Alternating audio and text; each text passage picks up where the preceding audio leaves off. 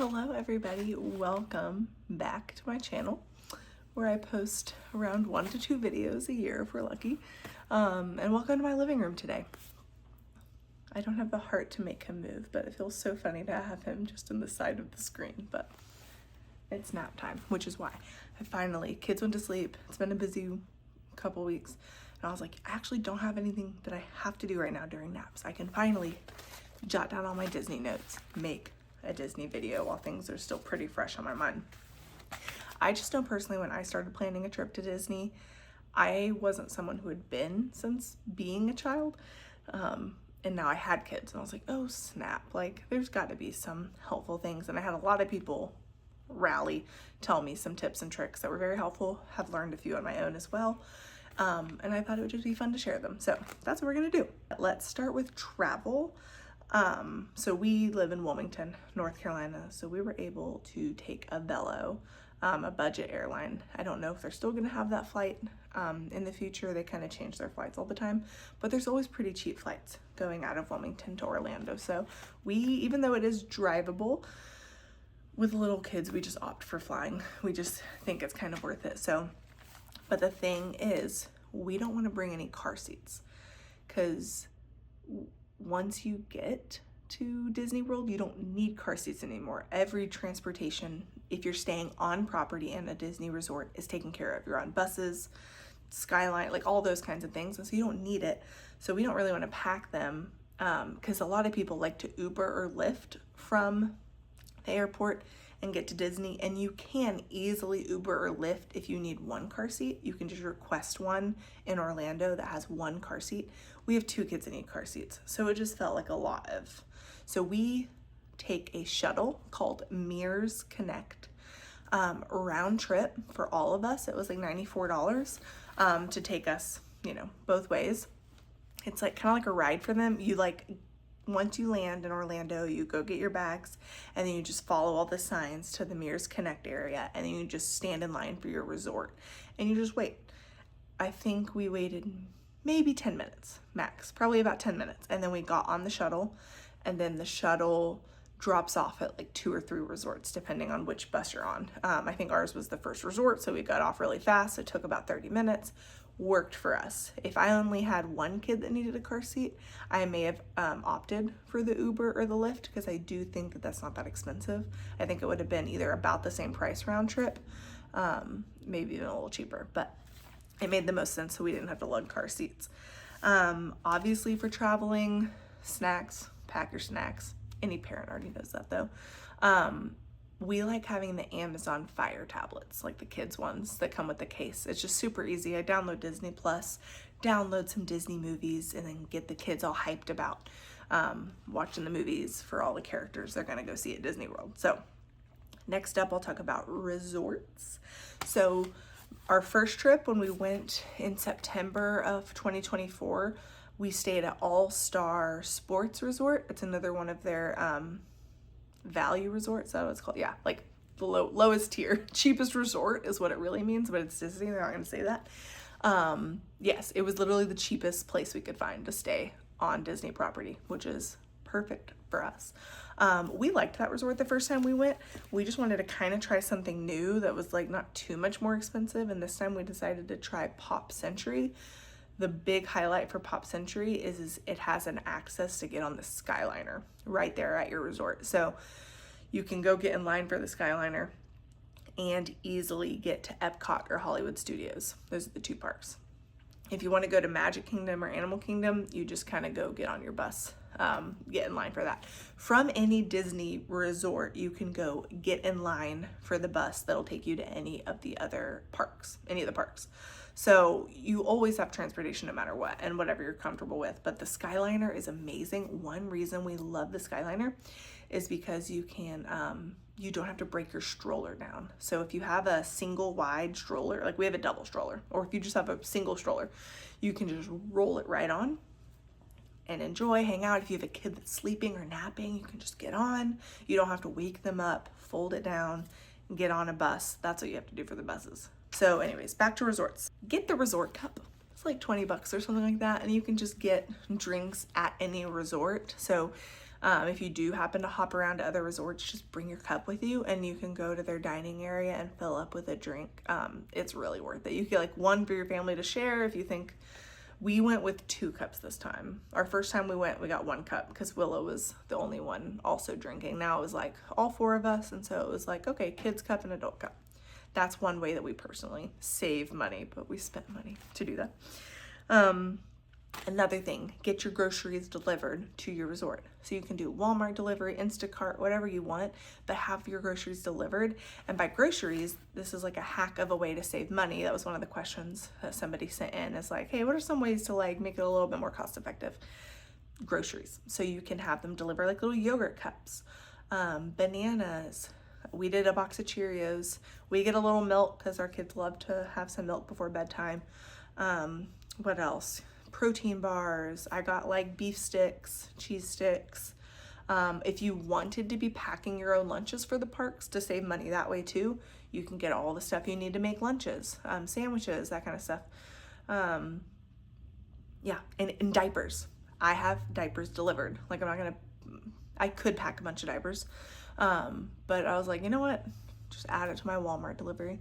And I do a huge case of waters because that is like, I don't know, there's just something so great about like just throwing 4 of those in the backpack before we leave for the day, and then you can refill them ongoing. But if you forget to fill up your water bottle on the way back in, you're like, I know I have like good water in the hotel room. We drank a whole case of water there for 5 days, and we drank the whole thing. So that is very helpful. Get your groceries delivered. They keep them for you, and then you go to a little area and be like, hi, I had groceries delivered, and they ask for your name, and they bring it out to you on one of those like hotel like wheelie carts, whatever that's called, and then you just wheel all your groceries up to your room. I love it. Such a good tip. I recommend having a resort hopping day. Could also be called a rest day for somebody who didn't feel like resort hopping. When you have kids and you're traveling to Disney, it's just a lot if you're going to a park every single day, because there's lines and there's crowds and there's this, that, and the other. Having a day where you don't wake up and like try to get to a park at a certain time and try to make it to this reservation and this lightning lane, it's just nice to have a chill day in between. You can just swim at your pool at your resort. You're paying to stay on this resort. Enjoy it. There's an arcade at your resort usually. You know, there's just things to do. You can resort hop, so you can take buses or Skyliners to other resorts, get on the monorail. That's like a thing that goes through Magic Kingdom and a bunch of other places and resorts. You can hop off and go look around. The first trip we took, we went and saw the Polynesian, which was like a really cool resort. We saw the Contemporary. This trip we decided to look at Caribbean and the other one that's right next to it, the Riviera. Loved the Riviera. I would like to stay there, but it is a nicer resort. But we went and ate, because you can go eat food at all these places. Disney is known for having really good food at all their resorts, and some of them are known, you know, better for that than others. So we had heard the Riviera was a really good place to go and get breakfast, has a nicer coffee shop, whatever. So we just got on our Skyliner from Pop Century and then just went to the Riviera and enjoyed all of that and saw how beautiful it was. And they had all sorts of stuff to look at. There's stuff like that at every single resort. You can spend a whole day going around all the resorts and looking at them. You can go look at one resort and then swim half the day. Speaking of swimming, the pools are heated year round, so no matter what month you're going, bring a swimsuit if you or the kids would like to swim. My daughter sees a pool, needs to get in it immediately. She begged me for 2 days before we actually went swimming, because we were going to the parks and doing all the things that we think of that we're going to for Disney, but she was just like, Mom, when are we going to that pool? So yes, we swam in January and it was great. It is warm. It is warm. January, Orlando in January. It's my new favorite thing. I will harp more on that a little bit later. And then also they do all the kind of luggage things at the resorts. Like, oh, I get there early. Can I drop my luggage and then go resort hop somewhere and get lunch? Or I think on your day of your arrival, if you get there in enough time, you can go get free access to any of the water parks that there are. I haven't done that yet, but a lot of people will come drop their luggage, put on swimsuits, and take their kids to the water park until it's time to actually check in for their hotel, depending on what time you arrive. Okay, let's get to the parks. We personally did day 1, Magic Kingdom all day long. Day 2, we did Epcot in the morning, Animal Kingdom in the afternoon. Then we had a rest or resort hopping day. And then our last day, we spent mostly in Hollywood Studios, and that's what we did. We really liked the show in front of the castle at Magic Kingdom. There's like, I don't know, it's called like Mickey and Friends or something like that, but it just has songs and dances from quite a few different movies and characters. It's a great way to see Elsa sing Let It Go without having to wait for a 30-minute long show. And it's in front of the castle, it's outside, a crowd just kind of forms, there's no line. We just really like it. We did that both times and the kids just enjoy it. It's simple, good fun. I personally think lightning lanes are worth it with tiny children. They have things they want to do, even things as simple as Dumbo, you know, and you can grab lightning lanes for them quickly. So like you would book your lightning lanes a few weeks before you, a couple weeks before you would go on your trip for some more exciting rides. Like let's say Hollywood Studios, there is a roller coaster called Slinky Dog. Willow can ride it. She's 4 years old and she was tall enough to ride that roller coaster. We got there right when before the park opened, because if you're staying on Disney property, you can access the park 30 minutes before general public. We were there before the general public and the line for Slinky Dog was already at an hour. An hour. And with the ages of my kids, you know, not quite 2 and just turned 4, that's just not in our cards right now. So doing lightning lanes and booking lightning lanes for rides or experiences that you think they are going to love, it is worth the extra money per day. Personally, to me, if you're trying to save money, you do not need to do that, but you will just need to prepare for long lines. Unless the things they love, again, are teacups, Dumbo, Aladdin, like those things are never gonna have super long lines. So Slinky Dog, Willow got to ride it twice, because if you're going with kids and you have 2 adults, you can do rider swap. So, and then the kid gets to ride it twice if they want. And that was just the best thing ever. And on the rides that she really loved, she got to do it like once with mom, once with dad. For the parks, recommendation, lollipops. Just bring the biggest bag of lollipops that you could buy. Personally, we try to avoid like food dyes and things like that. So I found some lollipops online that were organic and free of dyes and stuff.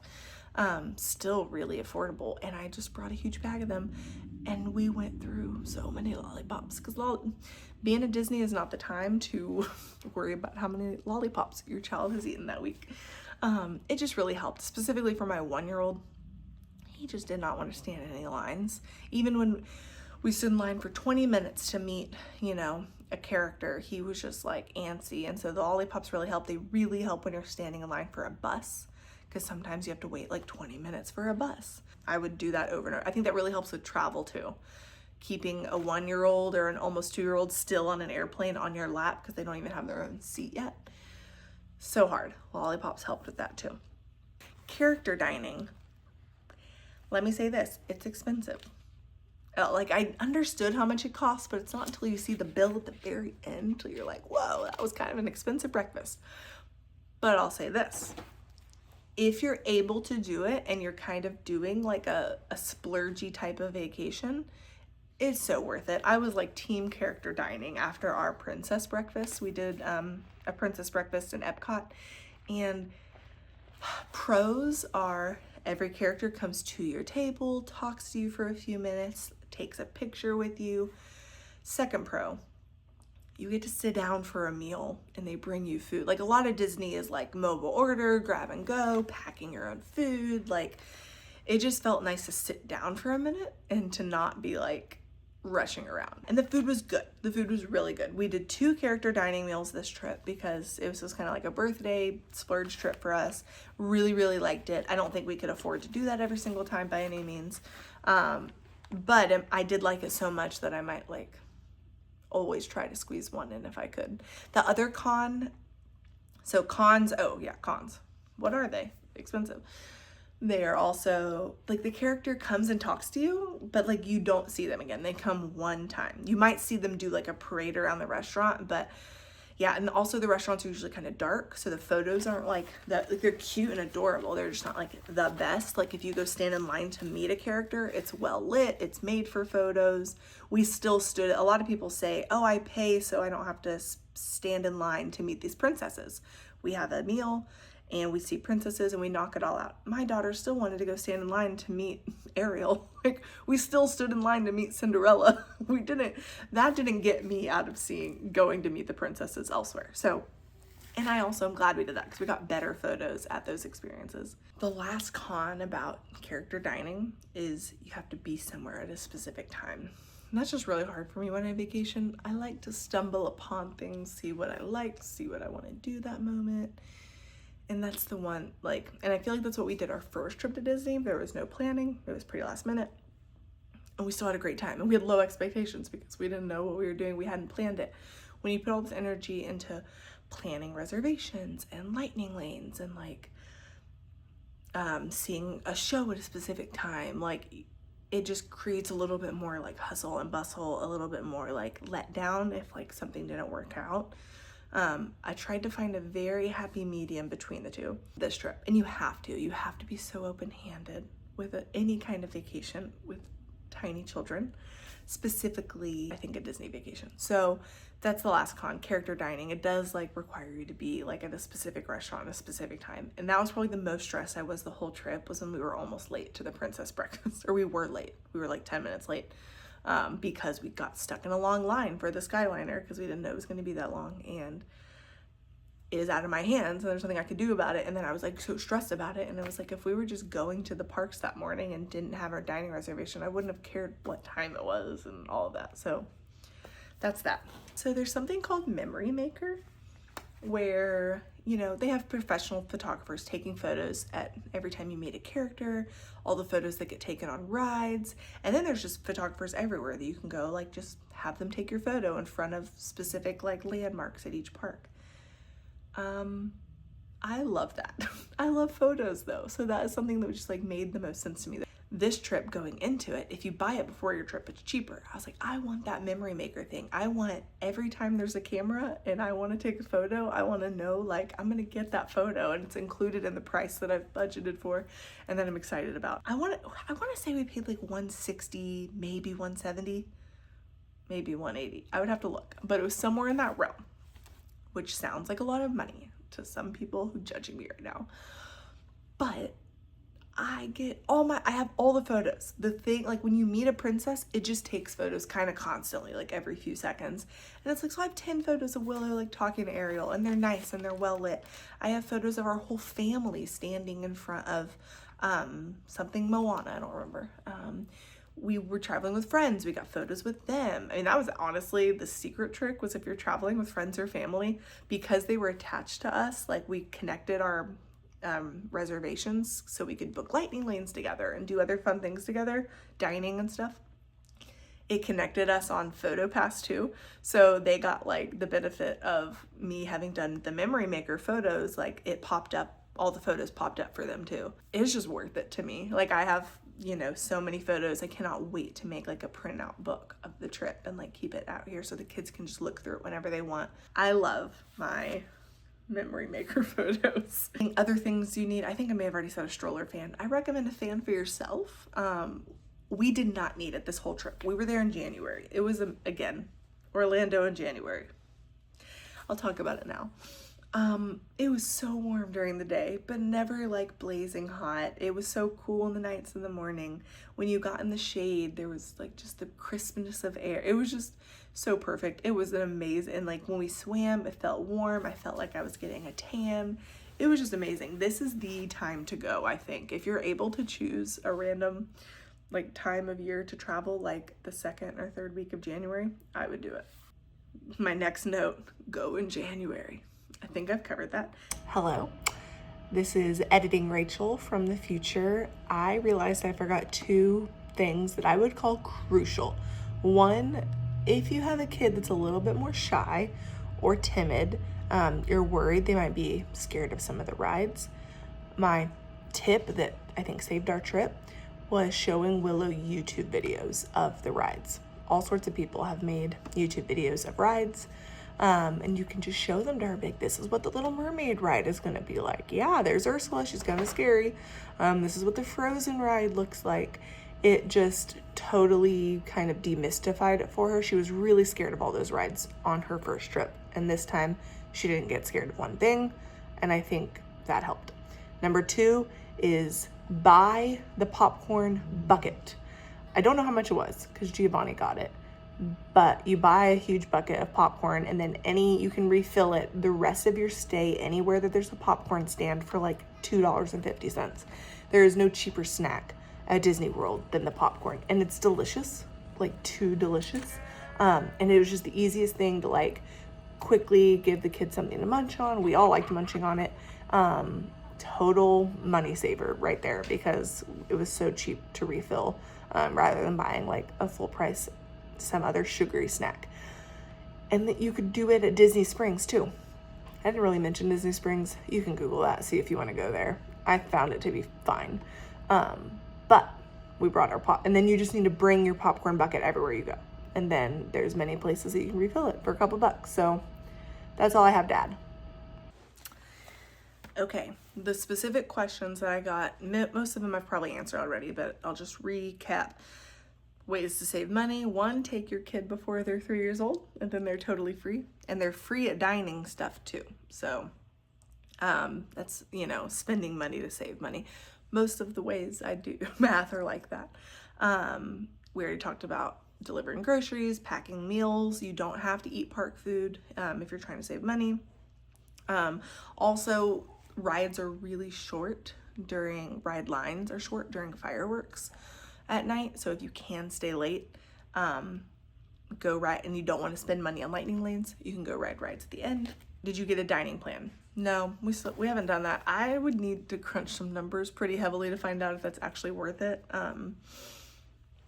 Yeah, it just seemed like really expensive. I didn't look into it too much. Someone said, are MagicBands worth it? For me, I have 2 thoughts. Yes, they're totally worth it. It is so easy to just scan to do lightning lanes, scan to get in the park, scan to get in your room, not having to like fiddle around for a phone or an actual card key. Yes, worth it. But 2, my second thought, Disney needs to get their stuff together and make better bands for these actual MagicBands. Mine fell off 24/7. Like, it got caught on anything and would just pop right off. Like, and that thing is the way I pay. Well, also you pay for stuff with it. That was super helpful. Yeah. But no, I was like annoyed with it the whole time. Like, I was like glad I had it. Wouldn't not have it. I would still want it. But I just really think they have enough money. They could make it more of a silicone material, like an Apple Watch band that doesn't actually pop off all the time. Luckily we always caught ours, but they were falling off like crazy. We'd find ours in the stroller or wherever. We did end up getting one for Willow because she did have like a ticket this time and she needed to use for lightning lanes. But I was worried that hers was going to fall off the whole time. I kept up with it. I like let her use it and then I like took it back and like kept it in my purse. Naps. We did miss mostly stroller naps. My kids won't really nap like in a hotel room. When we're traveling, we do like 99% like car naps or stroller naps. So for Disney, it was a stroller nap. It was just, hey, they look really tired right now. Let's get in the stroller and just start looping, making some loops, walking around. What were our time frames in the park? So for Magic Kingdom, it's tough. Again, we were like, oh, we want to get there as early as we can so we can like do everything we want to do. But then to stay until fireworks at 9 p.m., it just still wasn't feasible for us. We've had 2 trips now and we haven't made it to fireworks once. Our kids are just too tired and I'm tired and like, it's just not cool. So we probably left by like 8:30. We were just like, we're kind of feeling done. It was probably before 8:30 when we decided to leave. So for those days, and then the next days, we were always done earlier than that. We were consecutively done by like 7 p.m. That's just when we're kaput. We would rather their kids are up early already, so we'd rather just get up, go do everything we want to do, and then get back home to the hotel and like all be asleep by like 8:30 or 9 at the latest. That's just what works for us at this stage. And I kind of kept telling myself, I was like, we have years and years if we so choose to go back to go watch fireworks, to ride rides during fireworks because there's no lines, to experience nighttime Disney and like all these other things. I'm like, that's just fine. It's just on the stage we're in. They probably would have been too loud anyways. We really, really enjoyed the, what's it called? Parade at Magic Kingdom though. That, I didn't really get parades. I was like, why would we kind of stand around and watch this? We stumbled upon it, as I like to do when I travel. It was so cool, so fun. Kids loved it. I loved it. That was like our nighttime like cap at Magic Kingdom. Really enjoyed it. So some people take a break in the middle of the day if you want to go like nap in the resort and then go back out for like the second half of the day and like get a second wind and stay all night. That just seemed like a lot of work to get on it. But it seemed like it would take a whole hour to get back to my hotel room. And I didn't want to spend 2 hours of my day going back and forth between the parks plus napping. It didn't feel right. And then the last question was just helpful items. I think I've already shared them all.